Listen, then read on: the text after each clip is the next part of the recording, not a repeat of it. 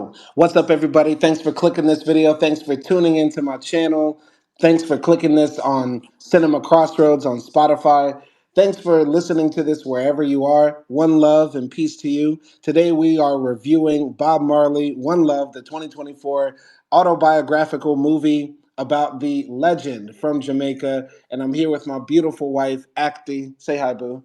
Hi everyone, I'm Akti and I'm from Turkey. And yeah. All right. So, as mentioned, this is the movie about the life of one of the most iconic rock stars, reggae stars, musical icons that ever walked this earth. I mean, everybody loves Bob Marley. I mean, you can't go wrong, by turning on one of his songs or anything like that. What did you think about the movie, Acty, after we watched it? Honestly, I liked it. I didn't. I thought maybe it could have been cringe because of the accents and stuff like that. But honestly, I thought like it was a good, sort of like a summary of his life, I guess. Hmm. Like they tried to include a lot of different events and ideologies that he had, and I think they did a good job. Could it be more in depth? Yes, Hmm. but I Hmm. think overall they did a good job. What Right. about you? So, in my opinion, I think it is a good movie. I would even say a very good movie by its cinematography, the acting, the music, of course, because Bob Marley's music is throughout it, and every song he has is just classic. So, it is a good movie. But is it great? No, because I feel like there are some inaccuracies in his life that are just very obvious. Plus, this is an American movie, so it has sort of that American tinge to it, where I feel like they want to make Bob Marley, a very, very sympathetic character, the sort of like man who rises above it all and achieves great things in capitalism, sort of very similar to Ferrari. Like watching this movie, I was thinking about Ferrari a lot of the time and how there's like the montage of the success, how this man is a genius and he's brilliant, and the women around him, particularly Rita, are just wanting to see this man succeed by any means. I was happy to see that the emphasis of the movie is also on his religion, him being a Rastafarian, because I feel like Bob Marley is like a blank slate, and like whatever you want to project onto him, you get that from him, right? Like some people look at Marley as like a symbol for Jamaica. Some people look at him as a symbol of Rastafarianism, or some people look at him and see a radical black man who's making music or messages that promote the ending of racism and a change in this world. So it's like whatever projection you want on Marley, you can get that, right? And I feel like this movie did a good job on emphasizing at least one part of him, the Rastafarianism and how tied that was to his music. So I like that part. But the inaccuracies took me out of it. The sort of American polish to this film took me out of it, and that's how I feel about it. Okay, so I don't know. Do you think this movie would have been better if it was like all Jamaican production and artist? Right, right, right. So I think yes. I think yes. The short answer is yes. But I will say in the movie I feel like there was a lot of Jamaicans in the movie, and there's a lot of influence from Jamaica, like authentic people. I feel like they consulted a lot of people to get them the feel, the vibe of what Jamaica was like and what Marley's life. But only sort of like half of the movie takes place in Jamaica, and then the other half is like Marley in Britain. So, I don't know how big of an importance that was, but the main guy who plays Marley, his name is Kingsley Benadir. He's British. The woman who plays Marley, Rita Marley, she's British. The other guys, James Norton, who plays his manager or the record executive, he's British.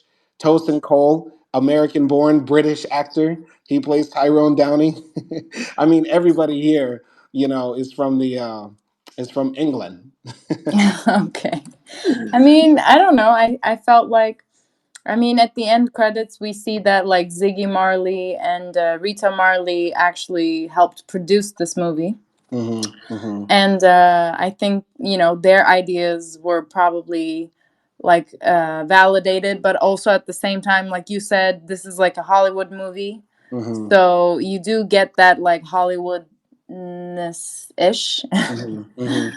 from the movie. I do agree on that. But Mm-hmm. yeah, I feel like there still has been a lot of like Jamaican influences throughout the Yeah. cast and production, and yeah.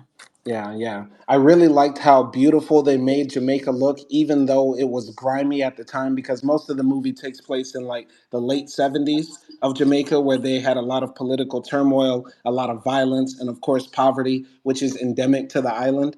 But still, the shots of like, Marley driving near the coast and the mountains are in the background, him going to the top of some hill with some Rastas smoking weed as the sun sets. You're like, this place looks magical. This place looks beautiful. Like it was great how they portrayed Jamaica at least. Yeah, definitely. I mean, it makes sense that this island embodies like Rastafari religion. And, it's kind of like, yeah, love and being chill and being free and stuff like that. And the island sort of shows that too. Right, right, right. But see, that's the thing. And see, like for me watching this movie, it's like, okay, they make Rastafari just seem like a weed smoking, happy, let's all get together, I and I religion, right? But really, Rastafari is a very radical black nationalist sort of religious movement, right? And so, like I'm saying about Marley, right? Like you can focus on one thing about him and get 20 different movies. Like we could make the movie about Marley's, Jamaicanness or his half black identity or half white identity, or a movie about his womanizing, which was not covered at all in the movie, really, like barely touched the surface. So it's like when I see that portrayal of Rastafari, and I'm no Rastafarian, but I wish they went deeper into that. You get what I'm saying? But it's Yeah. just a film. But I think they didn't portray Rastafari as like people who only smoke weed and stuff like that. Like, there were scenes who talked about like the Ethiopian king and how the Jesus was black and stuff like that. So I think they did a good job also like Hmm. presenting the deepness of this religion and not Hmm. only like, okay, they smoke weed. Yeah, yeah, absolutely, absolutely. But I think one of the biggest problems of this movie is that they play Cindy Breakspear. I believe the woman who is Marley's mistress, who he was like really in love with. Like she only gets like a background cameo. I'm looking at the cast now, and I'm realizing, oh, all the women that Marley was sleeping with or had other children with, they're in the movie, but they're in the background, and you're just supposed to like see them. You know what I mean? But not actually, get to know them. Does that make sense? Yeah, of course. I mean, like, kind of like every character, like, who's this famous, goes to that down path every once in a while. And I think for Marley, it was like his womanizer abilities.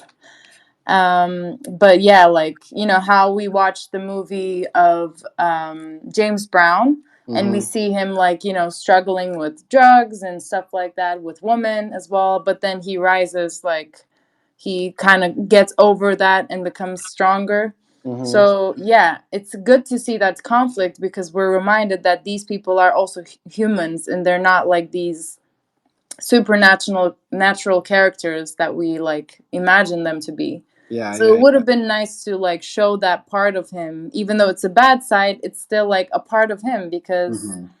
if you Google it, you will find it either way. Mm-hmm. Mm-hmm.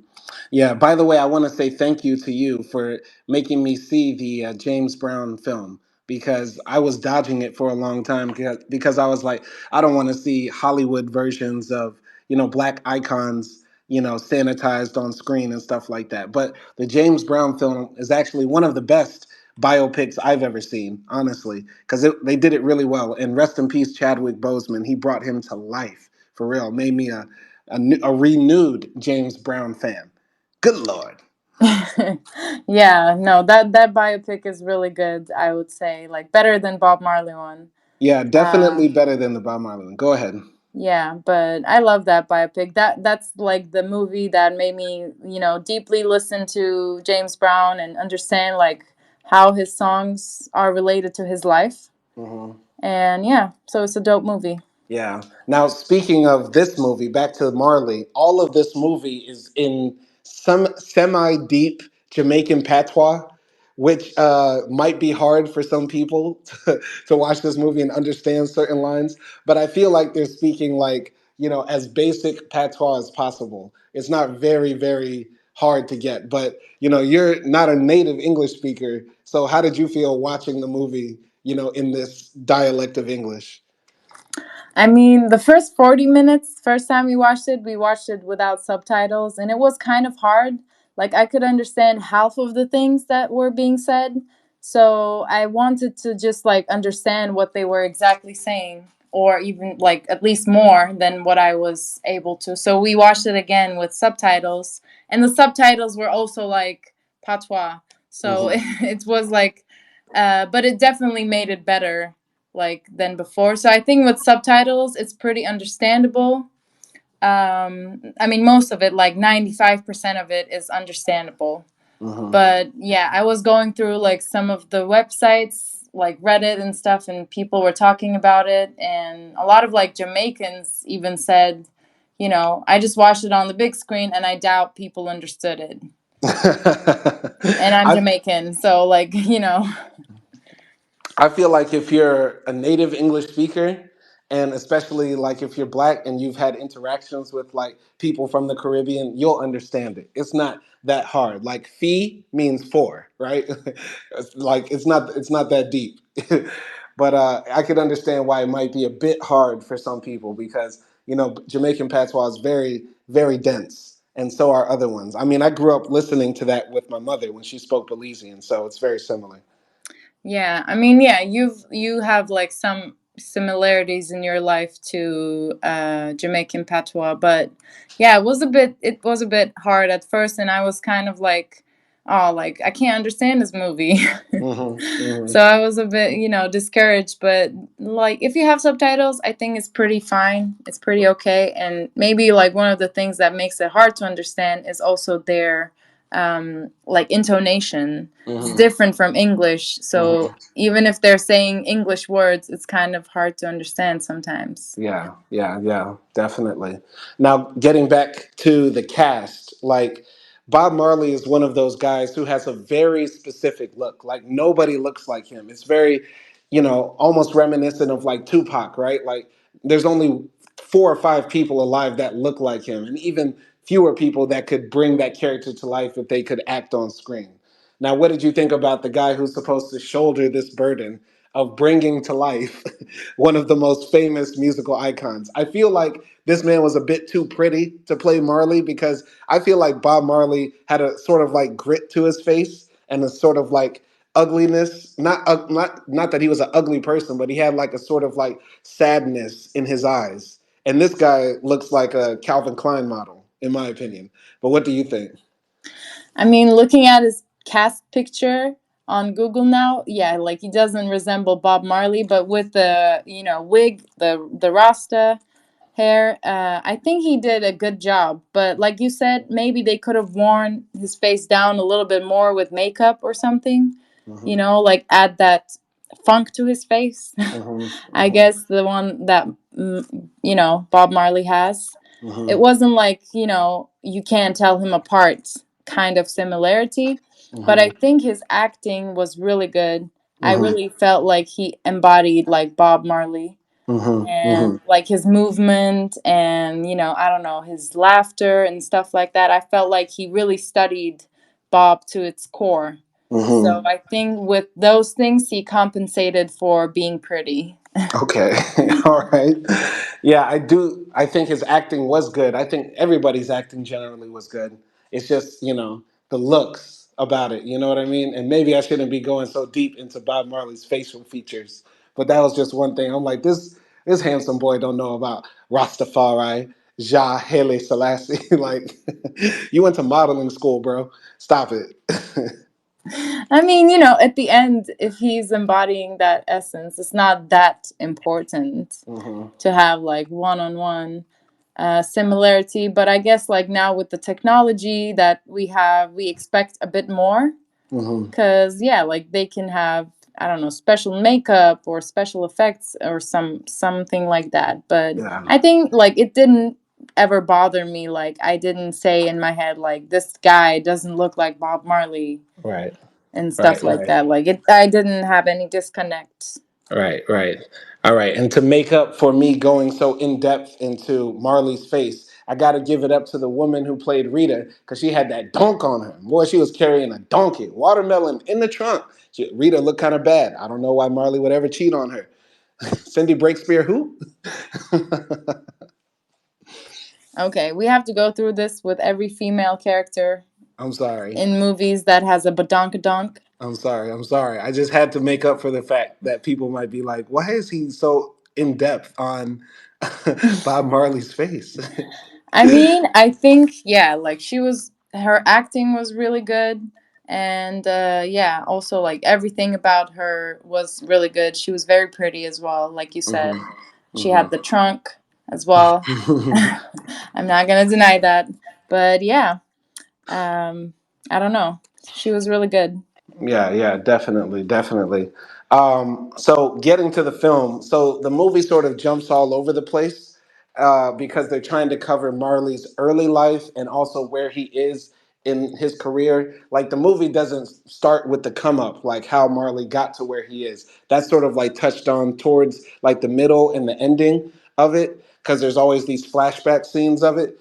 But how did you feel about it only being an hour and 47 minutes long of a film? Because we've been watching other films that have cost like 2 hours, sometimes three. I feel like, an hour 40 is not enough for Marley's big life.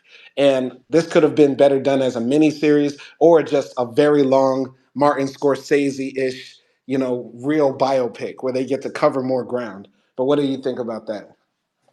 I mean, it definitely didn't feel like almost 2 hours.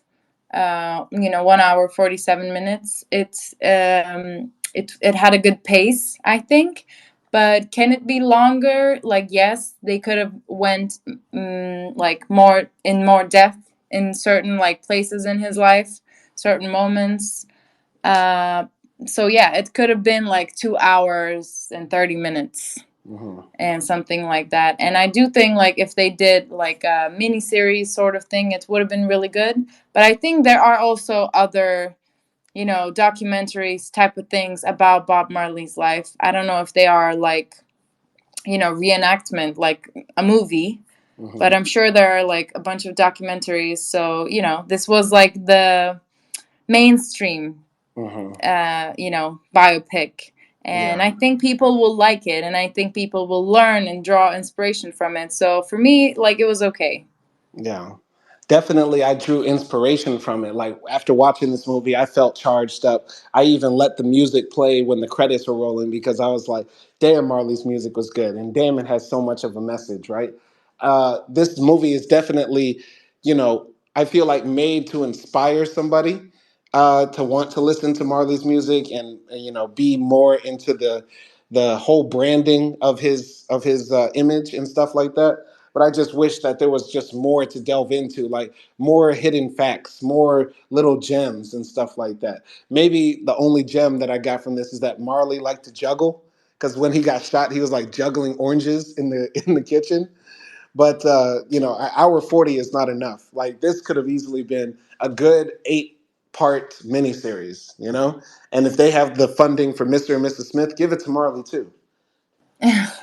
Yeah, I mean, first of all, they could have showed more of Bob Marley's love life and all the like intricacies that he, has there, and his relationship with Rita. I think it could have been like shown more, and with other people like Cindy Breakspear. And also like how they showed his tour. Maybe that could have been like there could have been some moments here and there that could have been expanded. I don't know, because we only see like a 5-minute montage of it. Hmm. So yeah, like it felt a bit rushed at Hmm. times. uh, so yeah.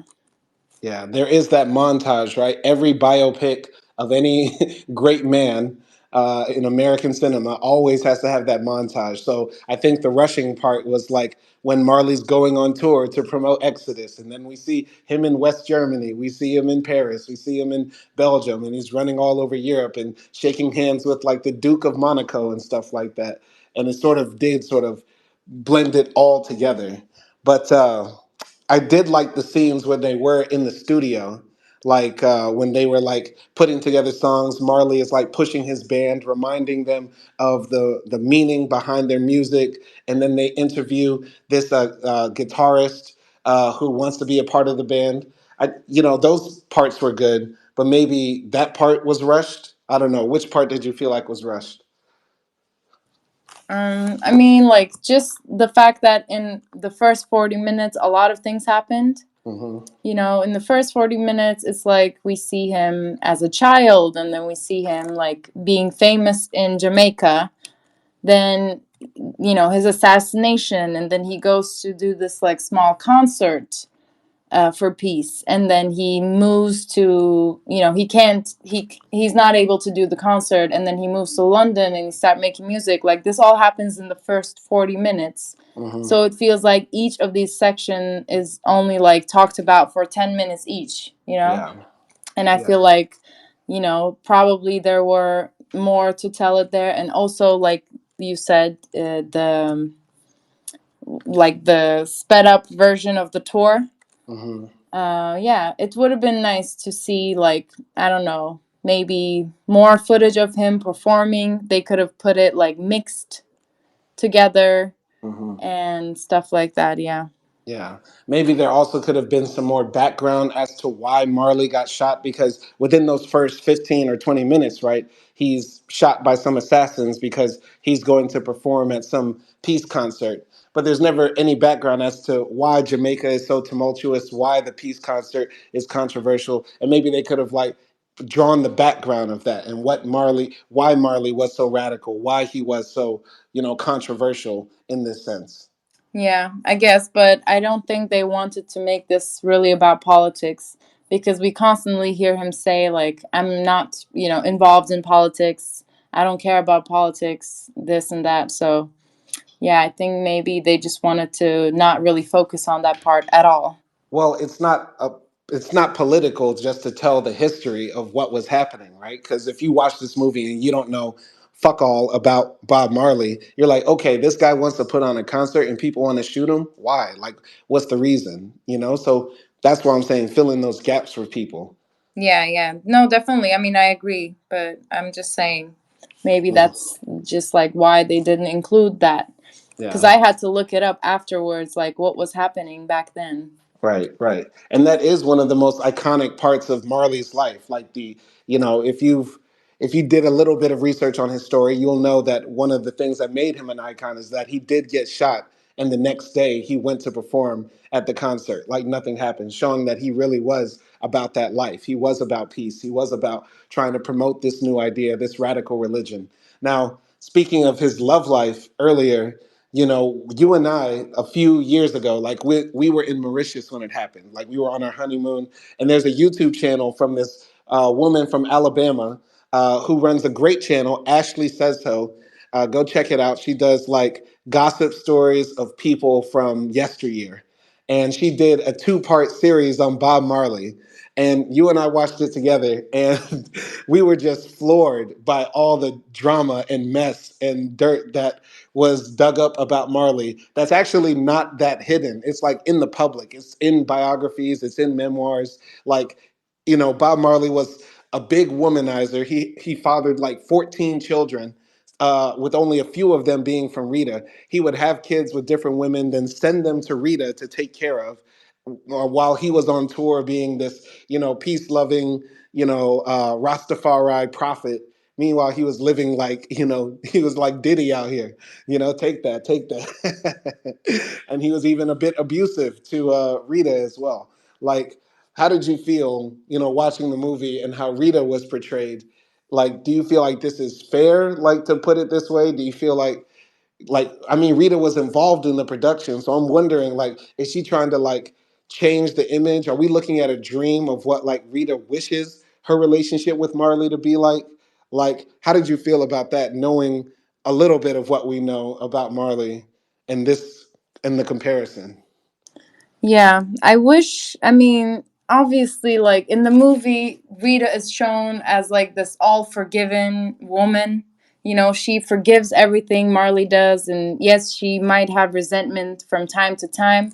But at the end, it's like this woman who will always go back to Marley Mm. and do whatever like he wants because she wants to lift him up. And I wish they showed more of like her and just her and what she was going through, and maybe just like dive into a bit of like her psychology a little bit, you know, showing like instances from her life that are not related to Marley, and how she was like, you know, able to face this whole situation that Marley was, you know, guilty of basically. And yeah, that wasn't shown. And I was thinking about actually watching this Miss Mandela, Mm. the movie that we watched about, you know, Nelson Mandela's wife. Like, do we need, you know, Miss Marley or Rita Marley uh, Yes. to, you know, see, you know, Rita's real emotions and stuff like that? I think they could have included more in this movie, but that would be a great movie as well if they Yeah. did one later. Yes. So yeah, like because that video that we watched from Ashley Says So, it was insane. This man has like 14 children, and I don't know, like he's such a smooth talker. Also in the movie, you can see that and stuff.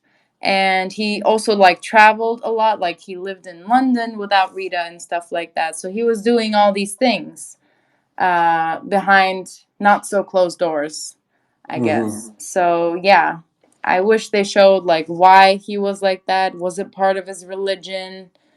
And I don't know if it was. I don't remember if it was, but yeah. You know, that was absolutely perfect. And everybody go check out the review we did for Miss Mandela and go watch that movie too, because just like what you said, Acti, there should be a Miss Rita. Absolutely. Because imagine being married to one of the most famous rock stars of all time, and he is doing all of this to you. Her movie would be fire. Absolutely fire. Exactly, exactly. And the same lady can like lead in it. Like Hmm. Lashana Lynch, she can play like Rita Marley again, and she would be great, I think. Yeah, yeah, but it would have to be a much darker movie.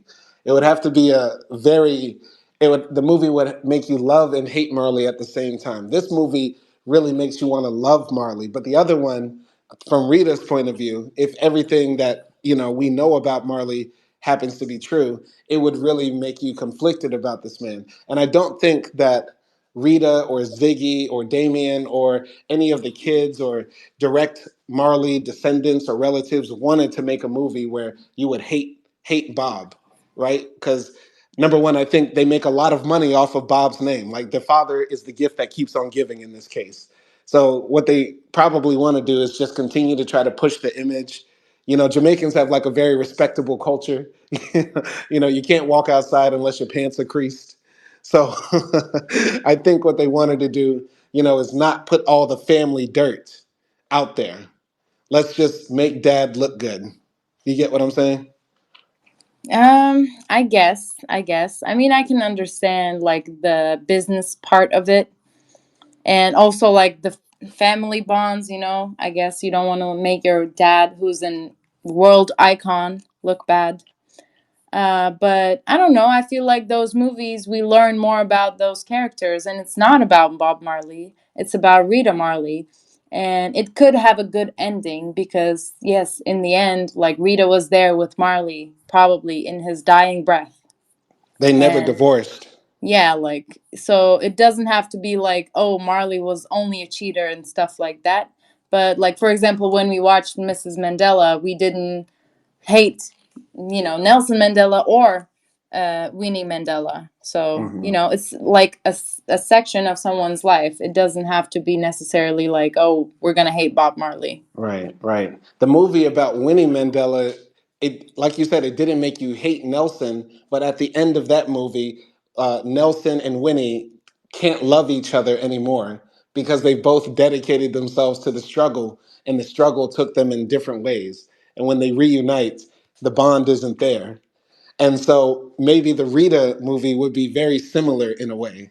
You know what I mean? Like the love of music and the passion to push the Rastafari religion to the world made them have two different outcomes in life. And then when Bob's life is ending and Rita's right there holding his hand, there isn't that same love, but there's like this understanding of what we were meant to do, if that makes sense. Which would be an even more powerful film. That would be amazing, but that would be hard to make because how are you going to show Mr. Peace, Love, and Rastafari, smacking Rita in the scene? You get what I'm saying? How are you going to show that? Yeah, I mean, of course, not all of it, but some of it could have been more, like, shown more. But yeah, I don't know. Like, I think the fact that they stayed married, and also like the dynamic that they showed in this movie, it feels like they had this type of love, which was like almost like a forever friendship. Hmm. So even if like they were not sleeping together, and Rita knew like he was like sleeping around, and she was taking care of all of his kids and stuff like that, she was still like, he's my friend. Hmm. Yeah, exactly. They remained friends. They had an understanding, as a lot of older married couples have, right? Like Trump and Melania, they have an understanding. Wow, I don't know if I would call theirs an understanding. Right, right. But yeah, going around this movie because we're sort of jumping all over the place. But one thing that seems to be in the background of this movie, because every few scenes, Marley is imagining himself as a young boy running out of a field, which looks like a wheat field or a cotton field, and it's on fire. And then a man on horseback comes up behind him. And in a lot of these images, it we assume it to be his father, but then in the last scene, it's Haley Selassie on the horse, and he looks down on him, and he takes Marley up on the horse, and they ride off into the sunset and stuff like that. What did you think about those scenes when like the field was on fire? Marley would look at the crowd, and it was on fire. Then he would, do the songs and stuff. What did you? How did you interpret that? I really like that they added like that theme to this movie, because for me the interpretation is that they also show us like this scene from Marley's childhood, and he's basically like a 5-year-old kid, and his mother is with his father, and his father is this white guy, possibly like a colonialist soldier, like a British soldier or something like that, and he sleeps with this, Jamaican woman, and yeah, like they have a kid, but he doesn't want the kid. He's like, possibly everything that Marley. He's like the opposite of everything that Marley stands for. Mm. Right? He's colonialist. He's racist. He's misogynist. I But he don't loves know. pussy, so maybe they share that in common. Oh, yeah. I don't know if I should have said that, but anyway, like his, and he hears himself being rejected by his father. And also, he's made fun at school. Like, people call him Yellow Boy. And, his father is white and stuff like that. And also, his mother doesn't take him with her. His mother lives in Delaware, and he moved there, but Marley is not with them.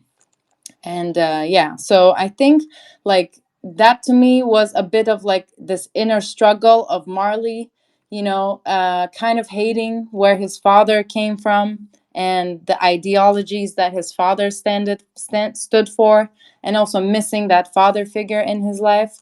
But at the end we see that he finds that in like his religion, in the Ethiopian king, and he sort of embraces Haile Selassie, right? Hmm. As his father, or like, and also we see like these symbols throughout the movie where he's referenced as the messenger or the prophet or things like that. So I think he just embraces that sort of like being a messenger, or being the message and stuff like that. So he gets over that father issues, I guess, daddy Hmm. issues a little bit. Hmm. So for the most part of his life, it feels like he's struggling with that, like, you know, thought. That's what Mm. I got from it. Yeah, my opinion is that just any movie about black people from the 20th century, they have to put a scene of them running in a field. Like it doesn't matter. Like it could be Denzel Washington being a stockbroker in New York, but every morning he wakes up and from a nightmare of him running through a cotton field. I don't know. It wasn't a cotton field. And also, like, I think that was like his, it was a metaphor. I don't think it happened in real life. Yeah, yeah, yeah. But still, It I was was like, like his can dream or something. they made Bob Marley, they made younger Marley look like a runaway slave. So, like, all right, kids, gather around. Marley once was held in bondage. Wow, but hilarious. but no, I really liked that, like you said, that theme, that reoccurring glimpse into his mind about the fire and his father chasing him and stuff like that.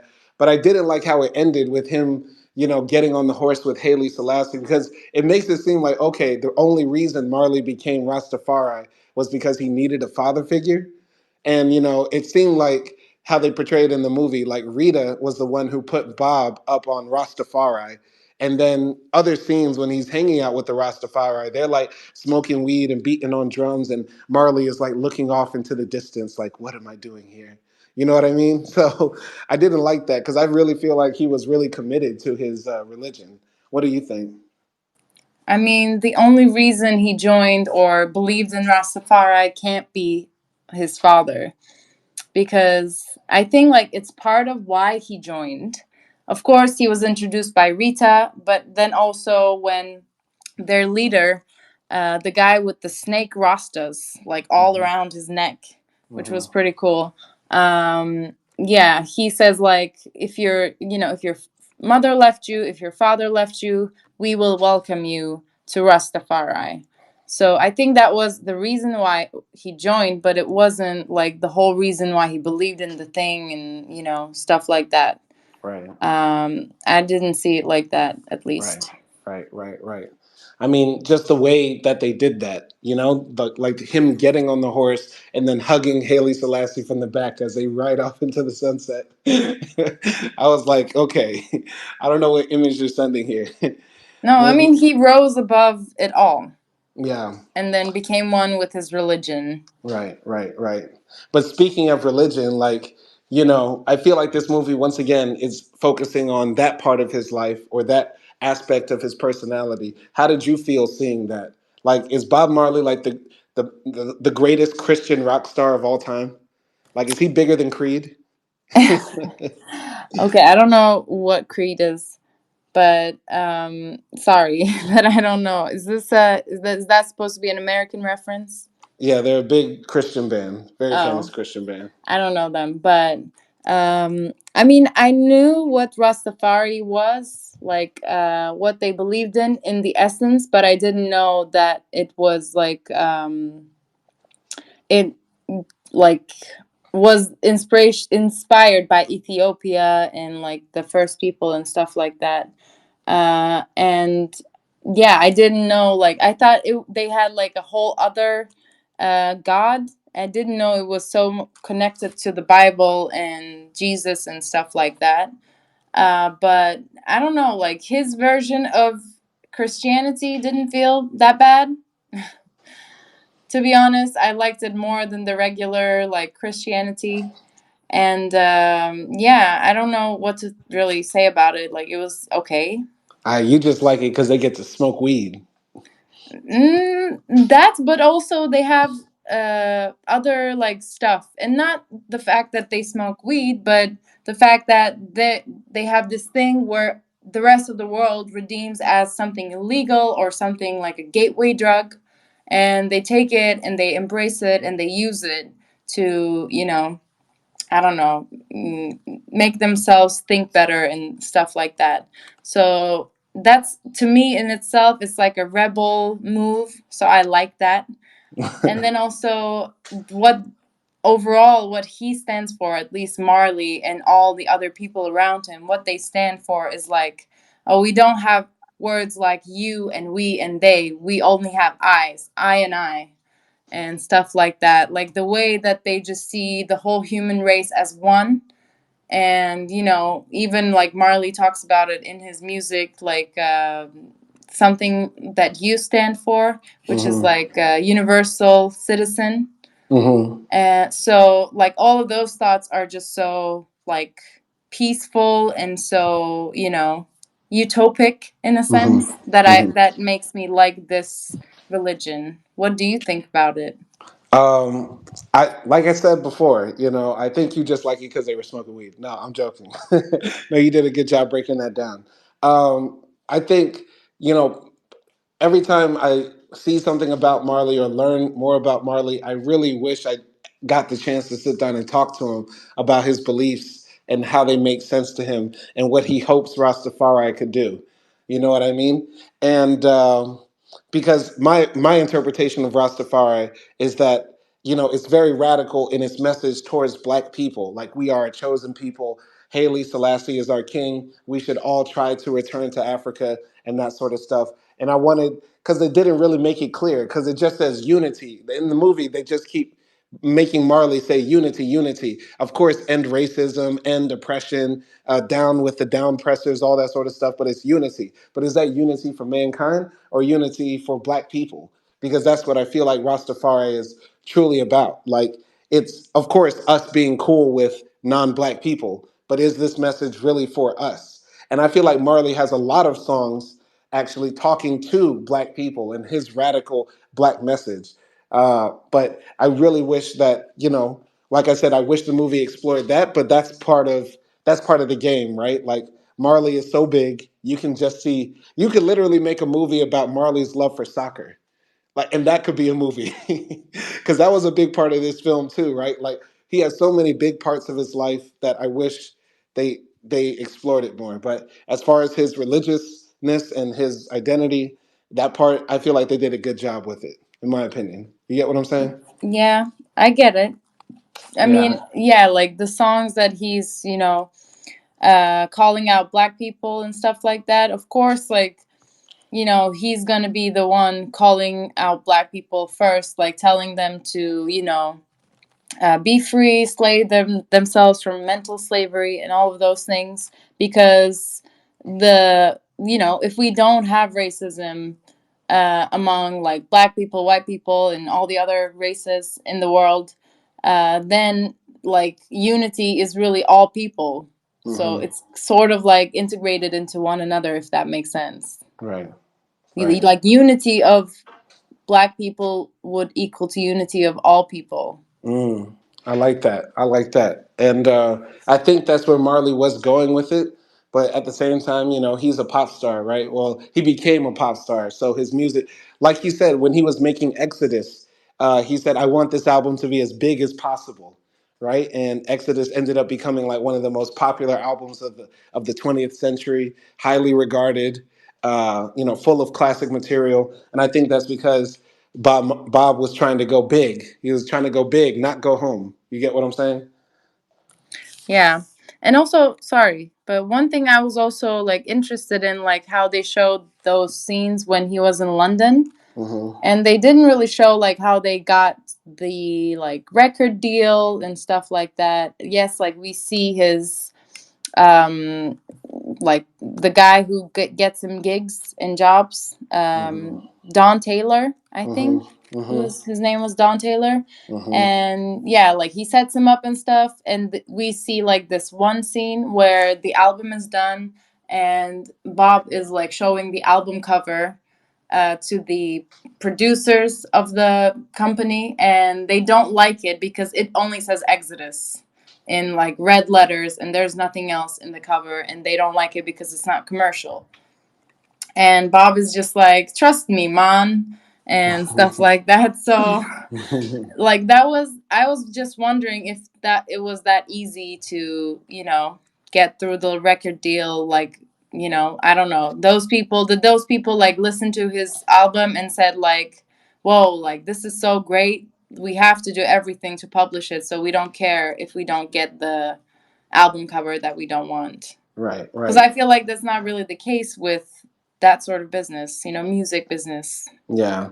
If I remember right from the Marley biographies I've seen and watched, It's that, Marley was at it for a long time making music. And like when they show the part in the movie where he got his first record deal, when his, gang of little hoodlums, the Wailers, came together to the studio, some local Jamaican spot, and they performed that song Simmer Down. Like I believe Simmer Down was like their first big hit, but the Wailers were like grinding it out for many years. I think since like the early 60s, Marley was like releasing records. But it wasn't until I Shot the Sheriff, I believe, that he really blew up. And I believe that was in like the early 70s and stuff like that. So I think he got his other record deal after releasing like a few albums with the Wailers.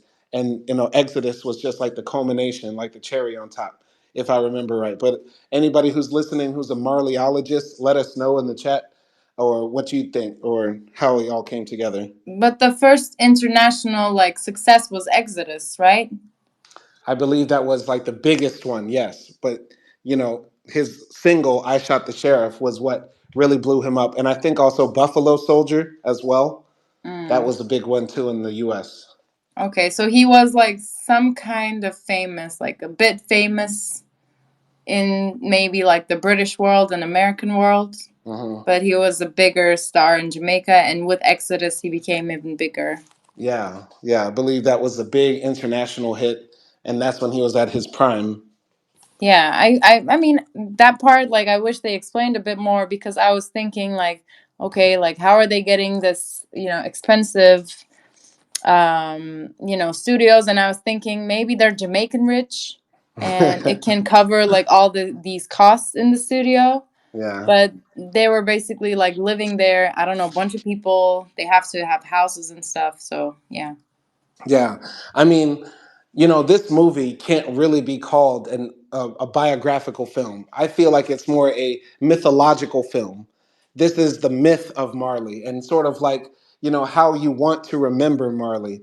And if you're going to say that this is the story of his life that's going to explain it, you're not explaining anything really in this movie. You're painting a picture of a man who has become more than just a man. He's become an icon. He's become an idea. He's become a feeling. He's become that poster on the wall in college when you smoke your first joint.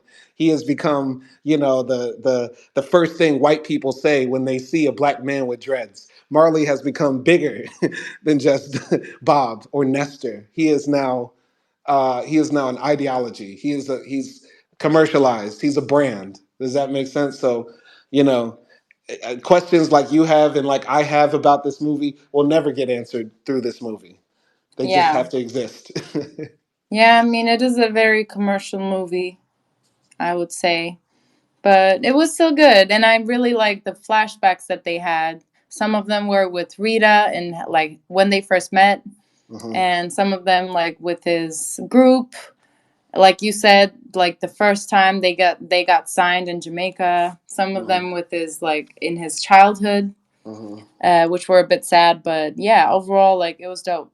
Yeah, but there were some things that were just very strange in how they chose to do them. Like, for example, at the beginning of the movie, there's the assassination attempt on Marley's life. Rita gets shot in the back of the head, and Marley gets shot, in the chest and stuff like that. And then, in the next two scenes, Rita is like out of the hospital. It's like, I checked myself out. I came to sing with you. It's like, okay, they didn't make any struggle for that or anything, which I'm sure did happen. I think that actually did happen. But the way they just did it, it's like, damn, girl, you really are a strong black woman. That is the most stereotypical strong black woman I've ever seen on screen. And then, towards the end of the movie, the killer or the guy who tried to kill Marley comes to the house and says, I'm sorry. And Marley says, respect, man. Mean hold no vengeance. And then they dap it up. And then the little boy comes in and says, who's that, daddy? He's like, just some guy who wanted to talk to your pops. I was like, okay.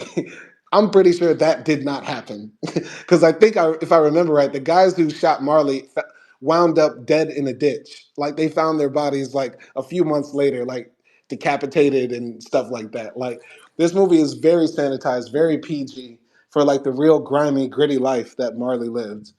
Wow, damn. I didn't know that. I do think it was Marley. who like ordered their death, or someone else who loved Marley took care of them? If I remember right, and what I'm saying comes from the Ashley Says So video, which will now forever live in my memory, just like how, Marley lives in memory rather than history. If I remember right, gangsters were protecting Marley.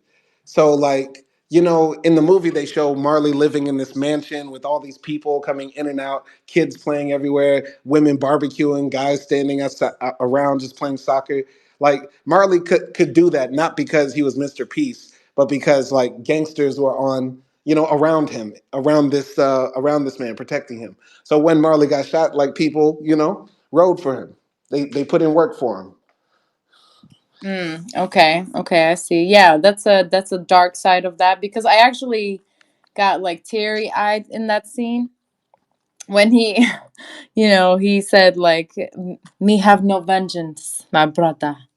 And yeah, I thought that was a good scene. Or maybe it's just me, like, about to be on my period and stuff like that. Hmm. But I don't know, like, and right after that scene, he starts singing redemption song, and I know that's like your weak spot. That's your Achilles heel. Hmm. So how did you feel about that part? This was the first time I heard Redemption Song and I didn't cry. Not because, the song is delivered badly in this movie. They actually do a good job of doing it. It's just, I didn't cry because I just wasn't feeling like crying. Like, there's really no explanation for it. But it was funny how that scene is done because that scene is Marley playing the song, at a campfire, and then a bunch of little kids come and scurry around him. Like 20 kids come, and I say, damn, that's only half of his children.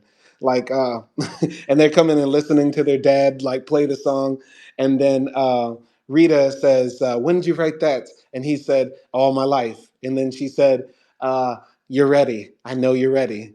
And they just leave it at that, and I was like, okay, that definitely did not happen. What we just saw there is exactly what this movie wants us to do. It wants us to mythologize and imagine what we think Marley was like, rather than paint a real picture of the man.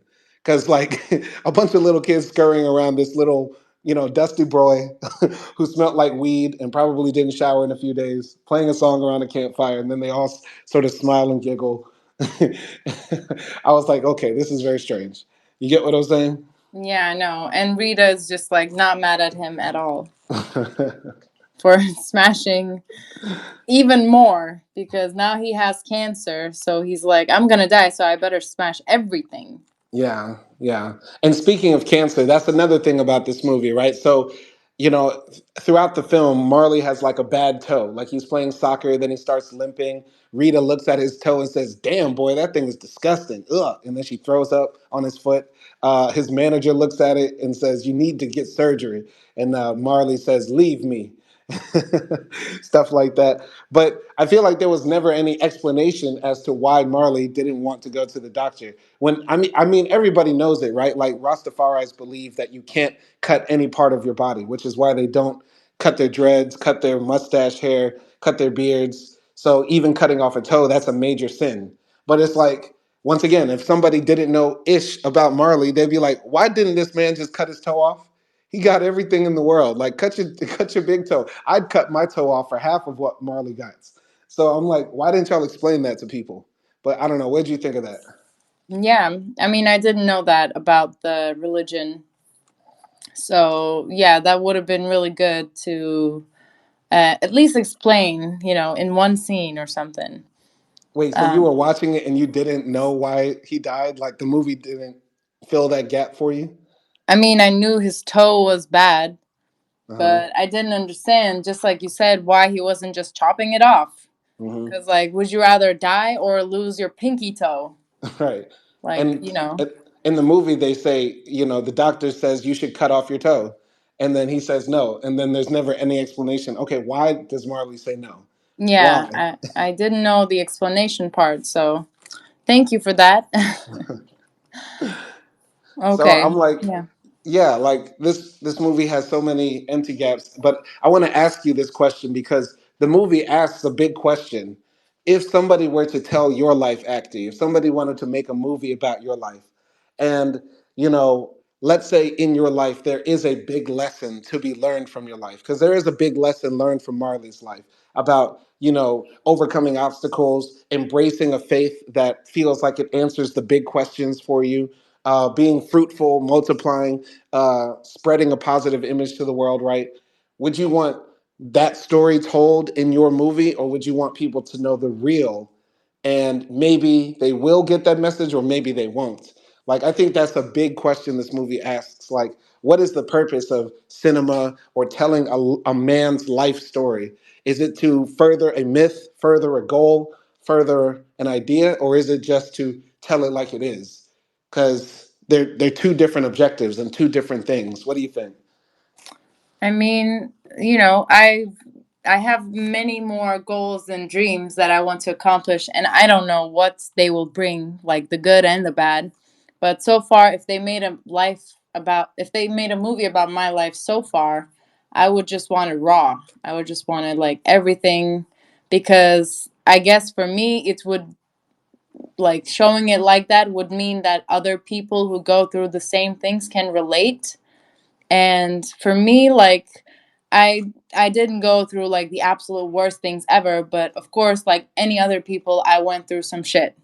So I would just, and I think I ended up like okay at the end without too many psychological like conditions. So I would just want people to know like the rawness, and whatever I went through, I would want to show it, the good and the bad.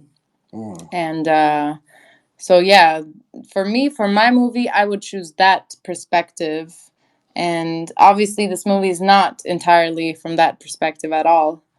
But yeah, what about you? So the person who needs to play me in the movie is Chris Hemsworth. In the movie, I'm like Well, seven you're foot. gonna allow Chris Hemsworth to do a blackface? I mean, you're. I'm answering the question. So in the movie, like, I was always balling. I was always happy.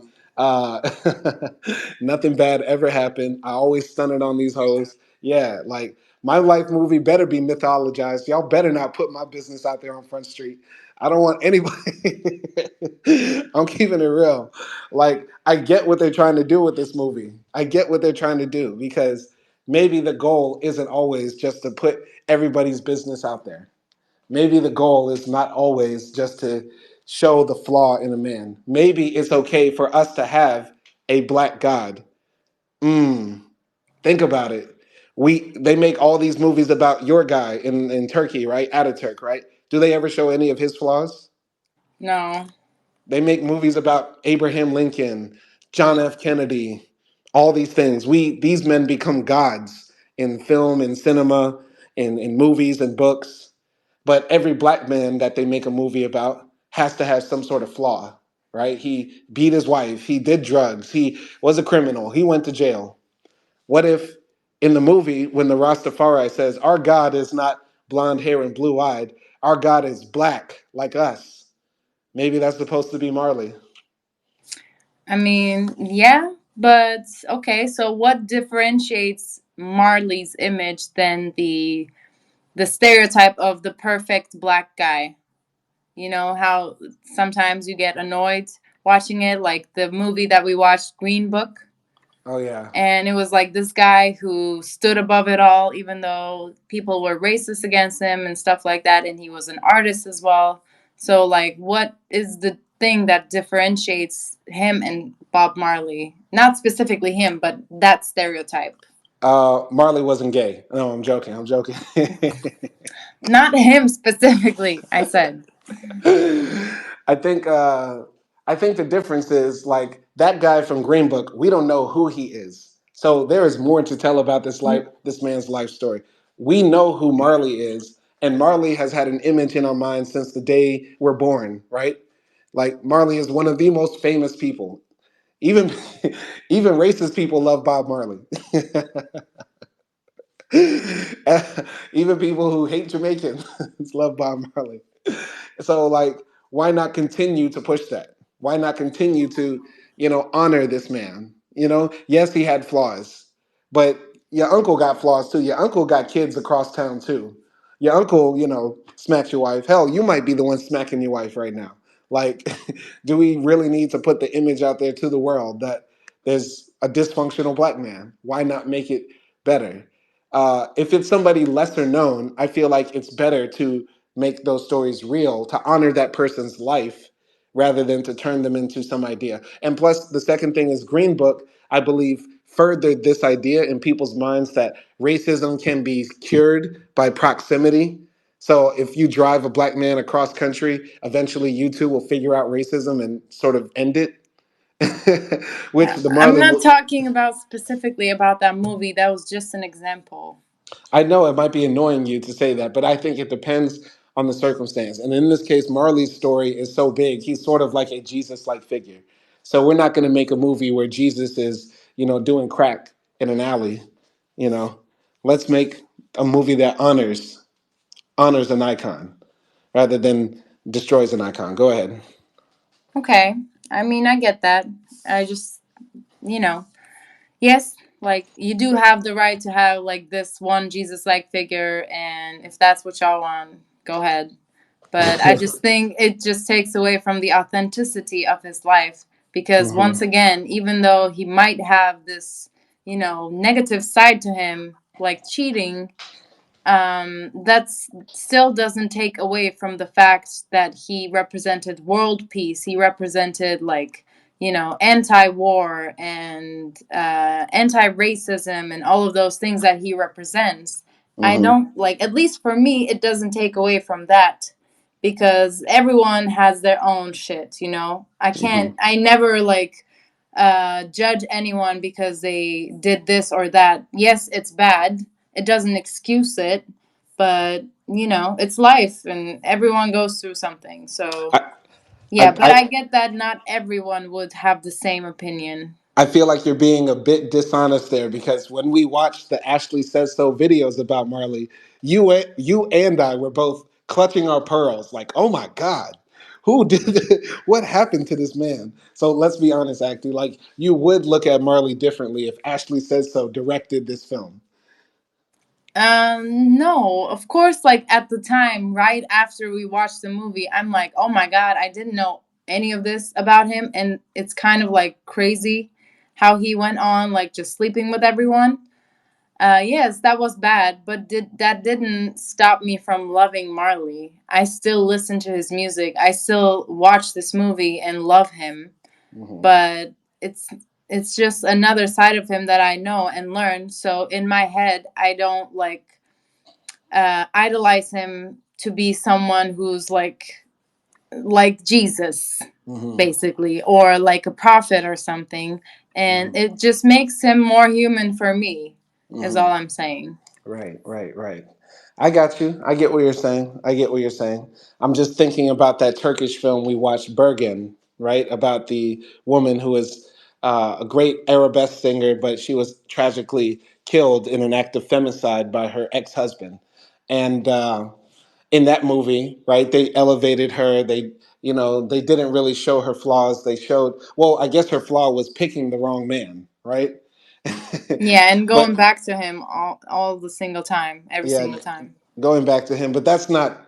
I'm not going to victim blame here. I'm not going to say, oh, she was bad, wrong, stupid for that. But that's just sort of what happened, right? But in this movie with Marley, he sort of never makes a mistake. There aren't any mistakes from him.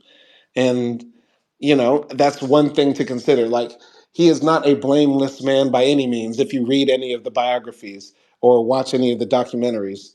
But does he deserve, because he gave so much good to the world, does he deserve just to be honored rather than revealed?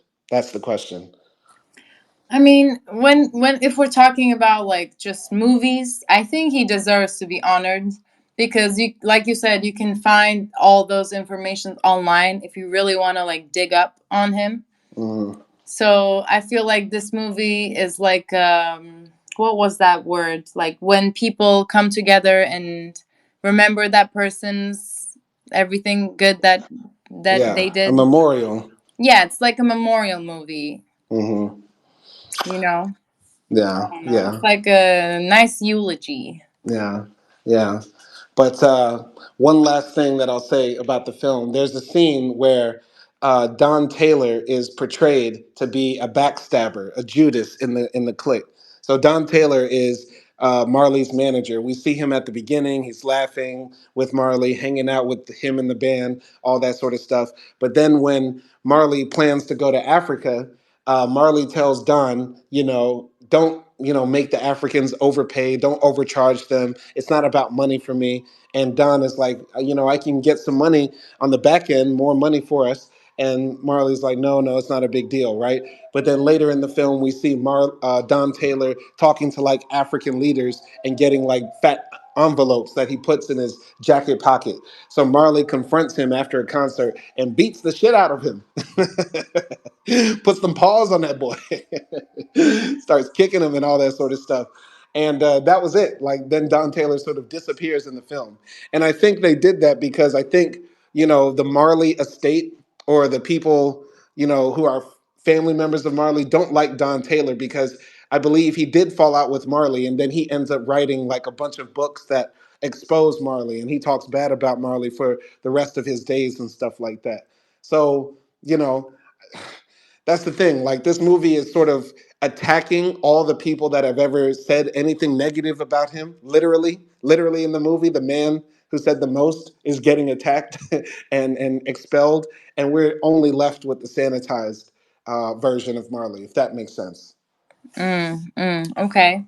I mean, yeah, like what he did was bad, but then he also says this line like, I got shot for you like from six different places or something. Mm, And then he says like, this is what you give me. mm, And I don't know, like maybe he was jealous of him a little bit through the lens of this movie. Cause we do see him like trying to flirt with a bunch of women. Like he mm, seems like he's a womanizer as well. mm, And yeah, like maybe he was jealous of him, maybe he wanted something more, or maybe he was just money hungry. And yeah, I mean, the other guys don't really bash him because after Marley like hits him, Marley goes outside and the other guys are like, come on, like they mm, pull him up and stuff like that. mm. But yeah, I that was also like you said, I didn't think about it, but probably that's why they included that scene there. Yeah, yeah. But overall, I would recommend actually people watch this movie.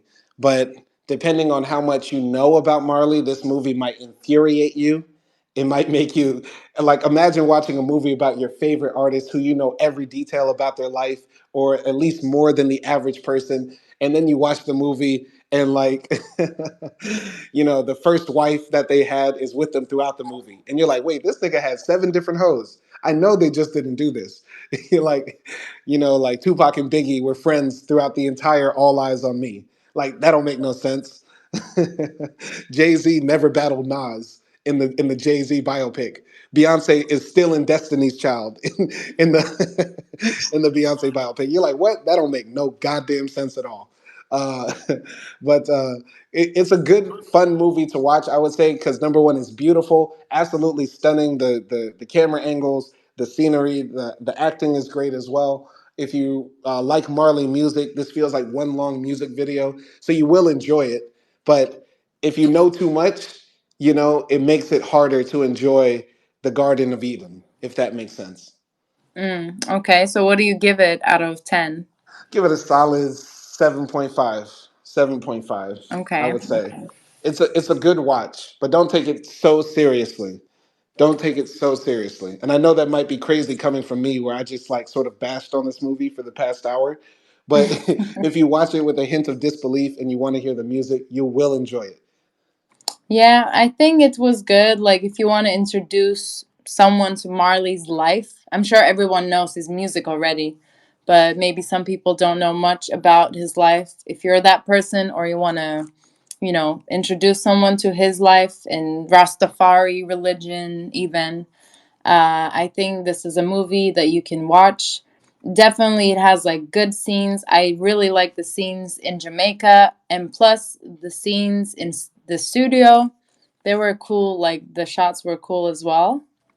And like you said, it's great music throughout the movie because you hear Marley, and yeah, like it is a, a bit of a commercial ish, like, we're gonna make Marley seem like he's our prophet, our black god, type of feeling, but that's not a bad feeling, so why not.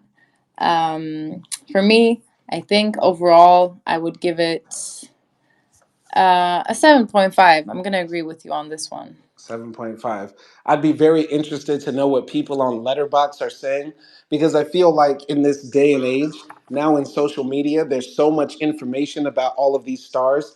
It's not like you can just release a movie like this and then people just eat it up and say it's great. Like there's going to be heavy dissection from people. Like if this movie was released 15 years ago, before, everybody was on the internet and everybody had access to information, and every 5 minutes there's somebody releasing a video essay on YouTube or TikTok about your favorite celebrity, the dark side you never knew about Marley, the truth about Marley, Marley exposed.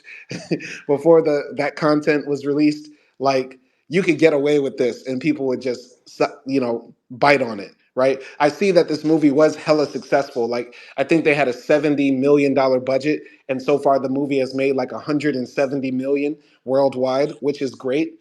But I'd be very interested to know what like critics think of it, what the streets think of it. So do you have Letterbox? Yeah, first of all, the overall score for this is 3 out of 5, Mm. which is, I think it could have been like a 3.5. But let's see. Let's I look at think the a 3 is a comments. good score out of 5, honestly. Okay, okay. Okay, so someone, Lucas, said the biopic genre is very complicated due to the difficulty to narrate real life events, and unfortunately, I think this film could have done more justice to Bob Marley. Kingsley Ben Adir completely disappears into the role. He was the ideal choice to play Bob Marley. Lashana Lynch was also incredible as Rita Marley. Both performances are the standouts of this film. Although the story is focused on a very important part of his life, it lacked a bit of depth. The vibes were still immaculate for the most part, especially in the wonderful Jamaica settings, and of course, thanks to the ridiculously good songs from Bob Marley, fitting each situation perfectly. The illustration of the creative process behind his songs was also really fun to watch. I enjoyed the movie, just thought it should have relied less on the songs, which we already know how great they are, and focusing more on the storytelling that actually had a lot more potential. Speaking of that, I really like that scene when the band members are downstairs playing a vinyl record of some symphony playing a song called Exodus. I really liked that how that came together, and then he came down and started playing the song Exodus. But like you said, they sort of rushed it. Like we know the song was not made in like 3 seconds. Like they make they make it seem like that song just came out of air and they just put it all down. But it was great to see that that was the inspiration for that song, and he tied it all to his beliefs and stuff. Yeah, yeah, definitely. It was really nice. Okay, another comment is from Declan, and this is a funny one. This is about to be the film for white girls that come back from holiday with braids. That's good. That's good. I like that. Ace said, "Was this kind of okay, or was the music just really good?" Mm. I think it's kind of okay, and the music is really good. That's a great way of putting it. Yeah, yeah. Yeah. Okay, let's see. Imagine your legacy being freedom, peace, and love. It's so powerful, and we can only hope our legacies are close to that. But the movie didn't explain really much. I liked it a lot, but I feel like it deserved a bit more depth, more about his childhood, his way to become a legend of reggae, his life before this. And it was longer than necessary, especially considering it left so much history out of it.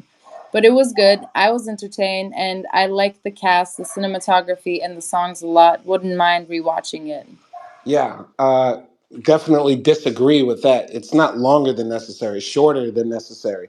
Lacks depth, yes. Could have been 3 hours, easy. Yeah. Cinema Joe said, "We've entered the talented actors making the most mundane biopics era."